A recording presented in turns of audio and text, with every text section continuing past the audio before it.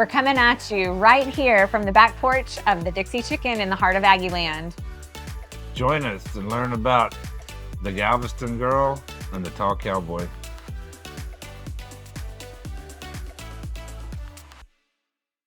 I'm Liz Rogers. And I'm Jeff Duke.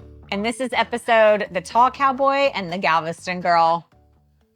We just wanted to give the background before the Waffle House of what happened after she ran away in the past life and Definitely leading up to the Waffle House to give a little background story. I think a lot of people have a lot of questions about how we got to this point with 5 kids and in our lives and our careers. So I was born and raised in Crystal Beach, Texas, which is a tiny shrimping town outside of Galveston.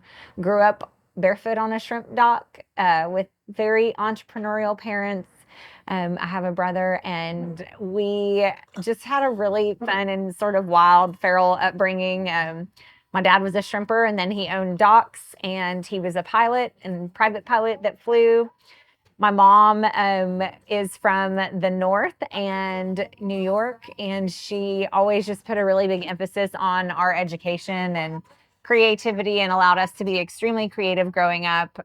We went to Montessori schools. We were always just encouraged to be passionate, to follow our passions and our dreams. And I tell people frequently that my parents just never told me that I couldn't do anything that I put my mind to. So I just did it. And I had wild ideas and went on to A&M.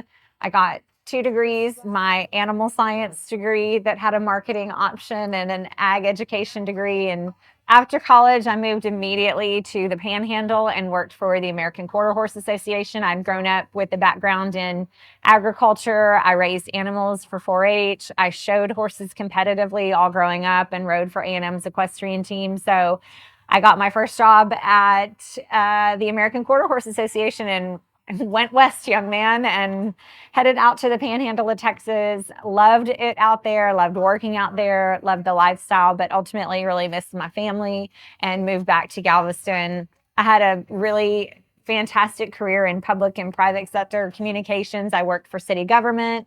I worked for private companies, and I started 5 and 2 marketing about 3.5 years ago. So the story of 5 and 2 is really special to me.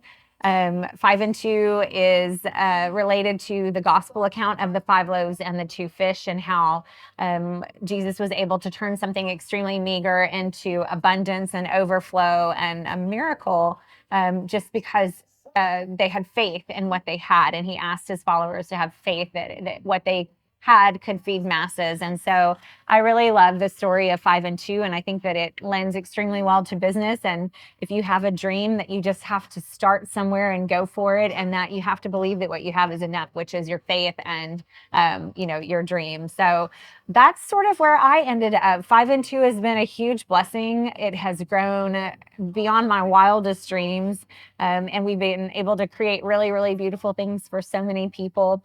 I had a son. He's a teenager now, but he has a really beautiful life too, full of sports and friends and fun, and has just been a joy to me. But for the majority of my life, I was a single mom with very career driven and very driven by my son. So that's kind of what brought me to the Waffle House that day. 5 and 2 was abundantly successful and growing, and we were just having a really good time continuing to grow it. One of the first instances of my journey leading to the Waffle House was my grandfather. We're sitting live on the back porch of the Dixie Chicken in College Station, Texas, which is an iconic place for Aggies and Aggie Land. And Liz is wearing a jersey that I bought when my mom bought me. I did not buy it. I begged for it. I saw it at a gift shop. My grandfather was a class of 39 at Texas A&M, and my family on my dad's side was very much all maroon and white. and have A&M degrees. And when I was at my first A&M game, when I was 7 years old, I saw this jersey in the gift shop and begged my mother, and we went back up and she bought it, and I've kept it all these years, and I I've gifted it to Liz, and now she wears it every game day. But so my background is I've always wanted to come here, and I grew up in Louise, Texas, home of the regulator, but um, came to A&M, got an animal science degree, wanted to be a vet, and realized pretty early that wasn't my journey. We just weren't that smart. So I got an animal science. We grew up. My background growing up was we were rice farmers, and the '80s happened, and so me and my brother. I've got three brothers. My youngest one's adopted, so he didn't come into our family until I came to A&M. But growing up, me and my older brother, I'm the middle, was the younger before my youngest brother joined us. But we helped my grandfather farm, and then my dad moved drilling rigs and was running a trucking company. And so I graduated from A&M and with a marketing degree in ag education. Thank you. And a year and a half after A&M, moving drilling rigs all over Texas, South Louisiana, Oklahoma, and Wyoming. And then I decided that I wanted to get on the other side of the business. So I went to law school at South Texas College of Law in Houston. And I had a kind of a land brokerage service and really wasn't practicing law during the Eagle Ford shale play. And we put a prospect together and sold it. And then I've got a law degree.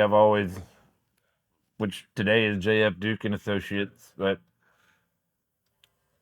after we sold our oil and gas holdings in South Texas, I started a real estate development company in the west side of Houston, in one of the fastest growing towns. And So what year was it that you got out of all your oil and gas holdings? we transitioned out in 2014 from the oil and gas holdings, and I got into real estate development, and I've always had a construction company since 2011, along with my legal practice. As my farming background and ag background, I'm very much hands-on and love running equipment and building things. And along the way, I was married and had 4 children. And in 2016, when my youngest child, Faith, I have 4 children: Derek, Daniel, Grace, and Faith. And when Faith was born, shortly after she was born, her mother went into psychosis and did not come out, and had a guardian appointed to her. And so since 2016 until today, I've been a single dad with 4 children.